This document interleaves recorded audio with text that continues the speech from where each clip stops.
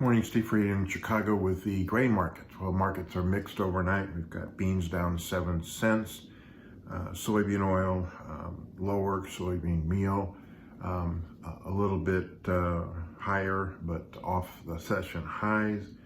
Corn now is about unchanged. Wheat's anywhere from 2 cents higher to 8 cents lower in Minneapolis. Stock market's higher.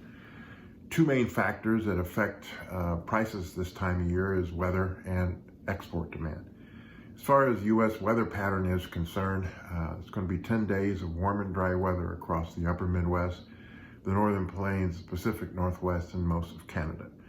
Parts of Manitoba and Saskatchewan, Canada could see a shower, but it's not expected to turn crops there around.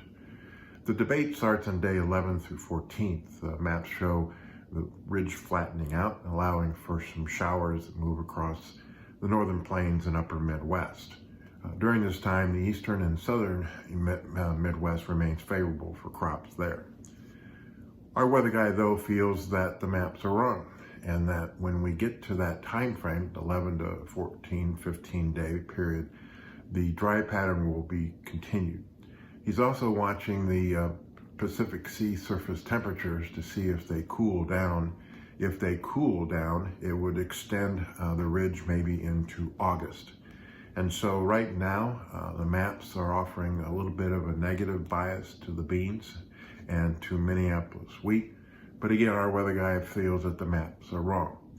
This could provide some support underneath the market and even raise prices as we get closer to that 11th day on the weather. We also note that Argentina supposedly sold China 5 soybean cargoes for the August-September period. I think the market has been disappointed that China has not come in and bought U.S. beans. And so that's providing some resistance both in the futures market and cash market. And I think that we need to see some of that demand to offer some support in the marketplace. Again, the Chinese soybean crush margins are negative, and so they may not be in need of importing yet or buying yet U.S. soybeans. Argentina corn is also cheaper than U.S. corn, but again, there's some concern about their logistics to be able to export corn, and Brazil's lower crop could reduce corn exports there. We also note that in Europe, the wheat futures sold back a little bit on a little bit drier forecast that should help harvest. Again, most of the European, whether it's Baltic, Germany, or France, and the Russian wheat prices are cheaper than U.S., which limits our new export demand. So this week's export sales numbers would probably be a little bit negative and continue to be a pace that the market is not really excited about.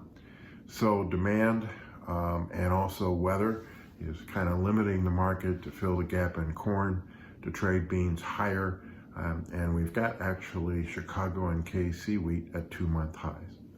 As always, these are my thoughts and not those of ADM Investor Services. Have a safe and profitable trading day, and remember, always treat people like you yourself would like to be treated.